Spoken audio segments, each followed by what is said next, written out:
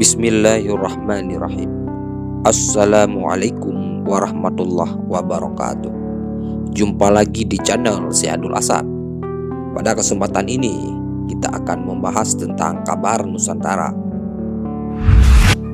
3 abad baru terbukti, salju di Papua jadi guyon di Eropa. Saat abad 17, wilayah Papua tak luput dari pelayaran para penjelajah samudera pemburu rempah-rempah. Namun Papua pada abad itu belumlah dilirik, fungsinya hanya sekedar singgah, mengangkut pembekalan. Mata bangsa Eropa masih tertuju pada Ternate, Tidore, Maluku dan sekitarnya, apalagi melirik adanya salju di Papua.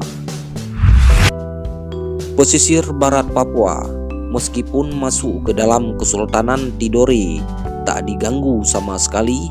Bahkan kontrak antara Sultan Saifuddin dari Kesultanan Tidore kemudian melakukan sebuah perjanjian dengan Laksamana Spelman dari VOC pada 13 Maret 1667. Isinya, VOC mengakui hak-hak dan kedaulatan Kesultanan Tidore atas wilayah Papua, sedangkan bagi Belanda, mereka diberikan hak monopoli perdagangan rempah-rempah di wilayah Kesultanan Tidore. Sebelumnya, kapal-kapal Eropa telah lalu lalang di Papua. Pada tahun 1606, kapal-kapal Belanda pertama berlayar di sepanjang pesisir Papua. Pada masa itu, Belanda telah mengambil alih kendali lalu lintas perdagangan cengkeh dari Portugis, Spanyol, dan Inggris. Namun, di antara para pelaut Belanda yang dikagumi di daratan Eropa karena keberaniannya, Jan Carsten sebaliknya, ia jadi bahan tertawaan kisahnya. Saat melayari sisi selatan Laut Arafura, ia meneropong daratan Papua yang hijau. Ia melihat pemandangan epik rimba belantara dengan gunung berpuncak salju. Tentu itu bukan Alpen, dan yang pasti ada salju di Khatulistiwa. Bila ia kagum, tidak dengan koleganya di Belanda, segera saja kisahnya jadi tertawaan orang Eropa. Puncak yang tertinggi yang dilihat Carsten sekarang dikenal dengan nama Puncak Kasten atau Puncak Jaya. Bila Belanda tak segera melihat potensi Papua, mungkin saja guyonan soal salju di Khatulistiwa itu lebih awet lagi. Namun Belanda segera sadar, Papua yang subur juga diincar bangsa lain. Belanda mendengar pada tahun 1884, pemerintah kolonial Inggris di Port Moresby memproklamasikan bahwa wilayah bagian tenggara Nugini menjadi wilayah kekuasaannya.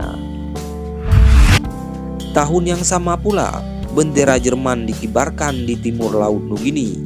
2 raksasa Eropa ada di Nugini, membuat Belanda tersadar. Belanda kemudian bertindak cepat.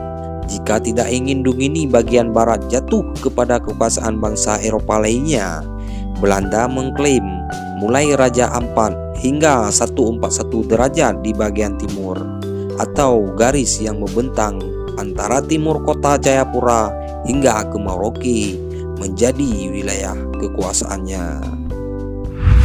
Garis batas antara Papua dengan Papua Nugini disahkan pada 16 Mei 1895 di Gravenhage, Belanda.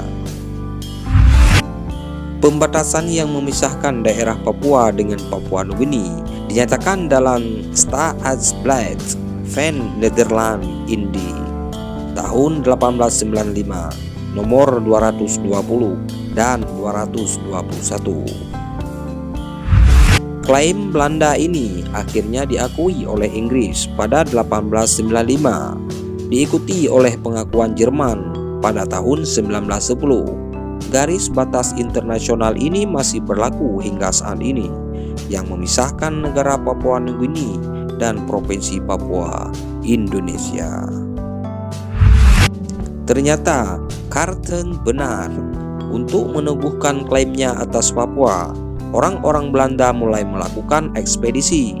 Dan tentu saja di awal abad 20, perlengkapan untuk menjelajahi pedalaman Papua kian andal. Bedil sudah menggunakan kokang, bukan lagi dikocok, dengan mesiu yang aman terbungkus proyektil. Kisah-kisah mengenai Papua dan tentu saja gunung bersalju membuat ilmuwan petualang Belanda tertantang. Salah satunya H.A. Lorentz. Demi kebanggaan nasionalismenya, Belanda bertekad wilayah pegunungan bersalju di daerah tropis Papua haruslah ditaklukkan pertama kali oleh orang Belanda dan bukan oleh orang Eropa lainnya. Lorentz pun memimpin sebuah ekspedisi pada 1907. Ekspedisi itu bahkan dikawal satu detasemen militer yang tangguh untuk melindungi para anggota tim dari kemungkinan serangan suku-suku di pedalaman Papua. Lorentz dan timnya memulai perjalanan dari pesisir tenggara. Mereka menyusuri hulu sungai North atau sungai utara dengan perahu, yang kemudian hari dikenal sebagai Sungai Lorentz. Selanjutnya perjalanan diteruskan dengan jalan kaki membelah hutan, hujan tropis perawan. Perjalanan mereka akhirnya terhenti oleh penyakit biri-biri karena kekurangan bekal dan asupan vitamin. Pertolongan pertama itu gagal, namun Lorentz berhasil pada sisi lain, berhasil mengidentifikasi flora dan fauna Papua secara ilmiah. Mereka juga berhasil memetakan area yang lumayan luas untuk ekspedisi berikut. Tim itu juga berhasil menggambarkan perbedaan budaya antara suku Papua pedalaman dan pesisir. 2 tahun kemudian Lorentz, ia bertekad menyentuh pegunungan salju di negeri tropis. Rute sebelumnya mereka runut kembali, apalagi mereka sudah dikenal baik oleh suku Duga dan Dani. Mereka bahkan dijamu dengan 2 ekor babi. Semakin dalam menusuk pedalaman Papua, Lorentz menemukan keragaman hayati dibanding ekspedisi sebelumnya. Kali ini, ia berhasil mengumpulkan spesimen tumbuhan dan hewan dataran tinggi. Perjalanan mereka tak sia-sia. Suatu hari, setelah perjalanan di belantara hutan yang kian renggang dan oksigen yang tipis, tanah basah yang mereka injak bersemu putihnya salju. Makin lama salju kian tebal, dan saat mendonggak mereka bertemu pemandangan kolosal, hamparan salju di lereng gunung. Gunung bersalju ini kemudian diberi nama dengan nama Ratu Belanda, Wilhelmina. Meskipun tak sampai puncak, mereka telah memenuhi target utama, yaitu menginjak gunung bersalju di daerah tropis. Posisi Belanda pun kian elit di mata negara-negara kolonial di Eropa. Kini pegunungan bersalju di Papua merupakan bagian dari kawasan Taman Nasional Lorentz yang telah diakui oleh UNESCO.